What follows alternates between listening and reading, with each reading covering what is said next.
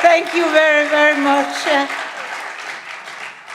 That was my grandson, Halfdan. And I was actually 13 years younger than him when I wanted to be part of the actors group, and I wanted to be an actress, and I went to the theater school in Norway, and I was going to show them Julie in Romeo and Julie. I was 17 years old, but I understood everything about her story. And she had just heard that Romeo was dead, and now she wanted to take her life, and she had a glass of poison. And the way I had studied it by myself, I didn't speak much to other people, but I did a lot on my own, even my first theater thing. And I came in front of the jury and I showed them what I knew about someone's death. It was a glass of poison, and what I wanted it was to drink this glass and think of Romeo, and then slowly I would fall down and down and down on the floor and die. And then I heard from the three jury people, I heard the oldest of them say, in the middle of me going down and down and down, she said, "Thank you, Liv Ullmann, this is enough." I cried and I couldn't understand it, because was the one thing I knew I could, it was acting. And I went home to my grandmother in Oslo, and I rang the doorbell, and she opened, and I said, I didn't make it, and this is what I did, down and down. And she looked at me and she said, "Oh, it's wonderful." She didn't understand a word of it. And then she took me into her bed, and we were to sleep, and I was crying, and she put a blanket over us, and there I was lying so close to her, and I felt so safe, and I felt this breathing and everything in her neck. She smelled so well, and I knew that I belonged. And she was my best friend. From I was 11, we went and saw films. My whole upbringing was very often from films, sitting in the quiet of the theater and watching the Italians, Miracle in the Milano, Bicycle Thieves, American movies. I cried with Susan Hayward and so many others. I was them as a child. And the jury of my theater school, where I didn't come in, they would never believe what happened to me. Because then a lot of things happened to me.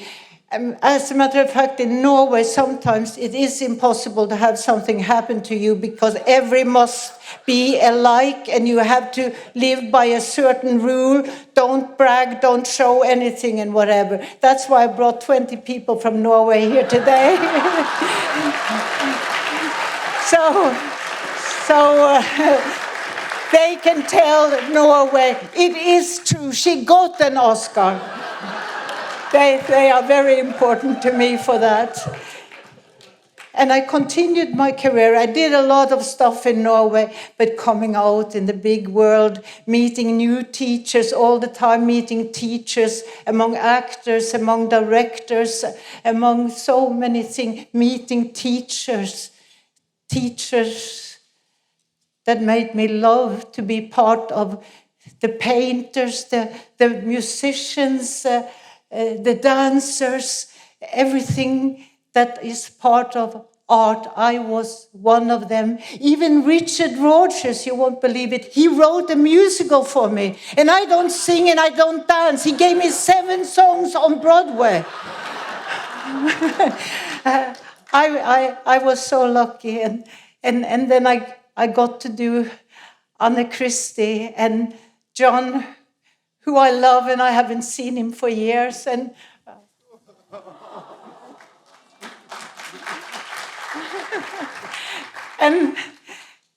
it was incredible. And I saw me and I thought, oh, they must know and see this in Norway. They had a magazine cover saying this is the new Nordic star, Greta Garbo. And I was walking on Fifth Avenue and there Greta Garbo came. And I was so full of myself and I wanted to tell her, I am doing Anne Christie. And I went towards her and she saw me and she got really scared and she started to run. And I had to run after her because I had to tell who I was and why I was and all of that. And she ran faster and looked at me and I ran very fast too. And we came to Central Park and she looked terrified at me and went into Central Park and I never saw her again. And I suddenly believed one thing. I was a little full of myself. You know, I was seeing me, but I wasn't seeing the other person. I wasn't recognizing the other person.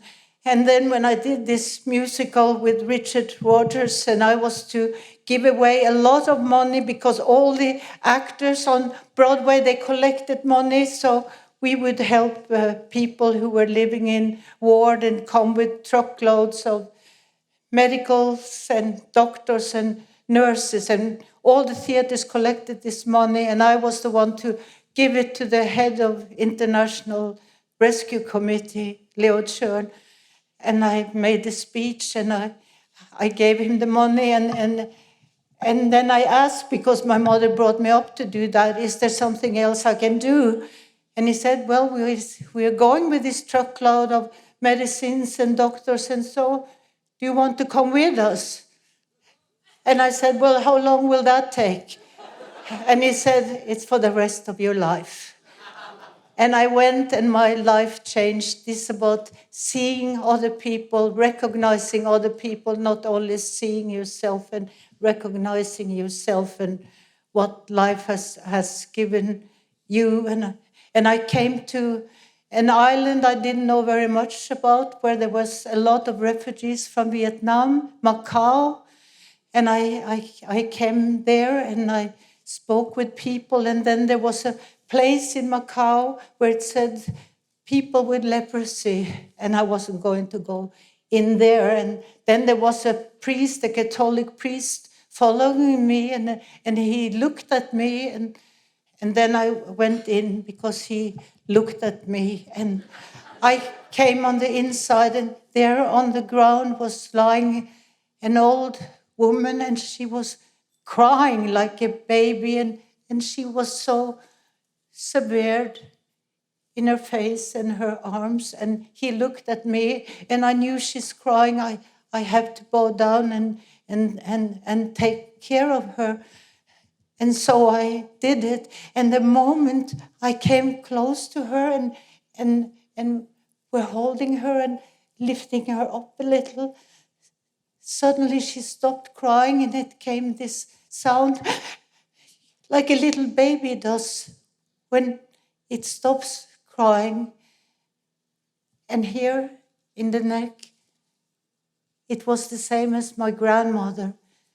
And I realized my grandmother is here, my mother, my sister, everybody is here as well. And it was an incredible change in what I really believed life was. I know life is about finding out who you are and why you are. And not so long after I came to India, and there was sitting a girl in an orphanage, and she was beautiful with long black hair, and we were sitting on her bed, and I did this a little on her hair, and she did this a little on my hair, because it was long then and I was young then. And suddenly this little girl takes off a ring with a red glass stone, and she gives it to me and puts it on my finger. And I told this story to a Quaker fundraising things, and they started to make a fundraising that this little girl had organized, and of course she doesn't know about it, but hundreds and thousands of dollars came in from the Quakers and fundraising that went everywhere because this little girl gave the one wonderful thing she had to me, who had everything. And that's why I am so sure there is no the other. Recognizing is not recognizing yourself only, but you should recognize yourself only, I thought. But it's in reality to recognize other people.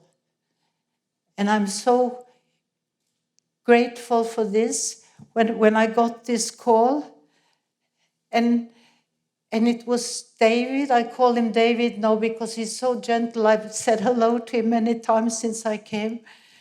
And he explained why I got this. I'm so grateful. And that John would come and give it away. It somehow makes a circle in my life. And my friends are here. They can tell the people in Norway why I got it. And thank you.